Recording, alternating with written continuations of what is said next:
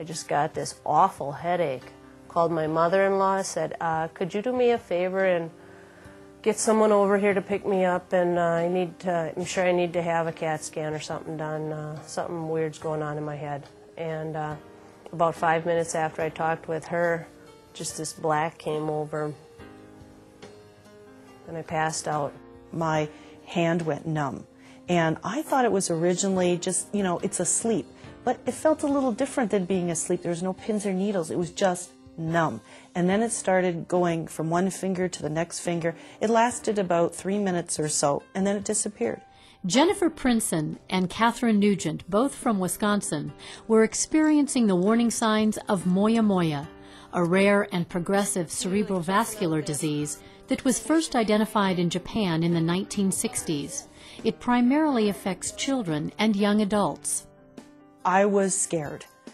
Because she basically said to us that there's nothing that can be done. You'll just have to wait around for a stroke. And having 2 children, an active life, I couldn't live with that kind of time bomb.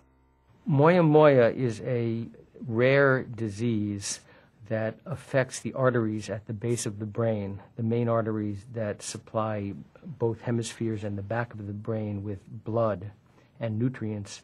And what happens in moyamoya is that these vessels close off gradually. But as the arteries close off, they cause a lack of blood flow to the brain, and that can lead to a stroke.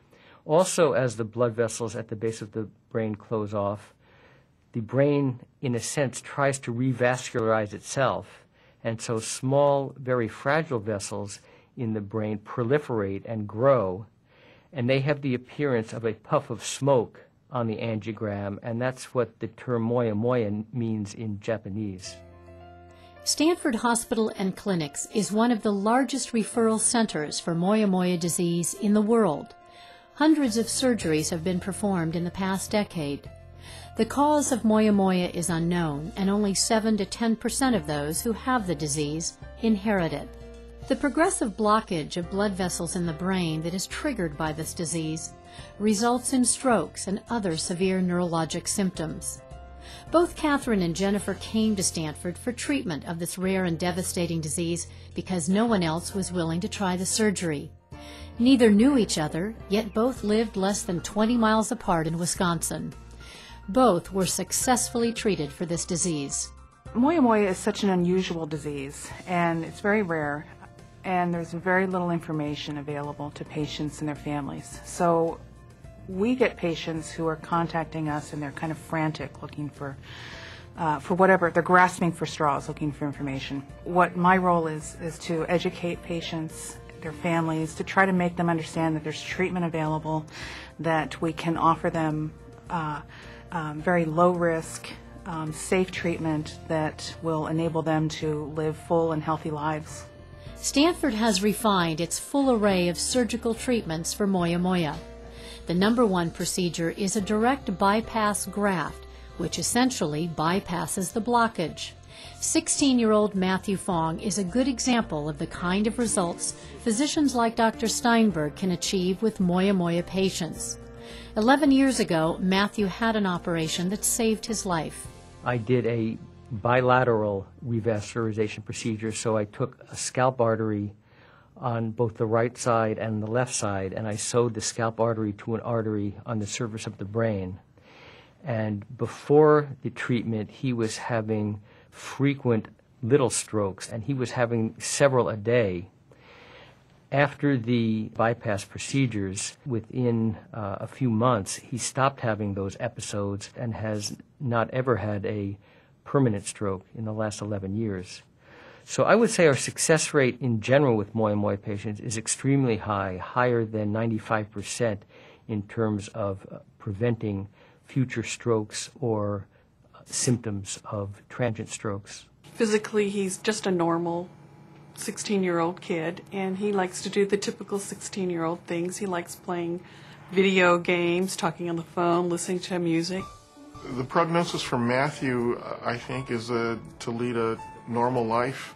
We don't feel that there's going to be any real effects from the surgery or moyamoya in the future. It's extremely gratifying to see the outcomes that we can achieve with moyamoya patients. If we can achieve an outcome where the patients do not have to worry in the future about having strokes and are not interrupted on a daily basis in terms of their symptoms, we feel that's a very admirable kind of outcome. Stanford has more than a dozen state-of-the-art brain diagnostic technologies available to obtain in-depth imaging and information on difficult brain vascular problems like moyamoya. Today, surgeons can operate through much smaller openings in the brain, which is less invasive and improves recovery time for patients. Stanford is also known for its collaborative approach to stroke care. The team approach includes physicians, nurses, and patients discussing the various options for treatment. The nurse coordinators have an excellent rapport with the physician, and we're an integral part of the team in trying to make decisions about what's right for each patient as they come.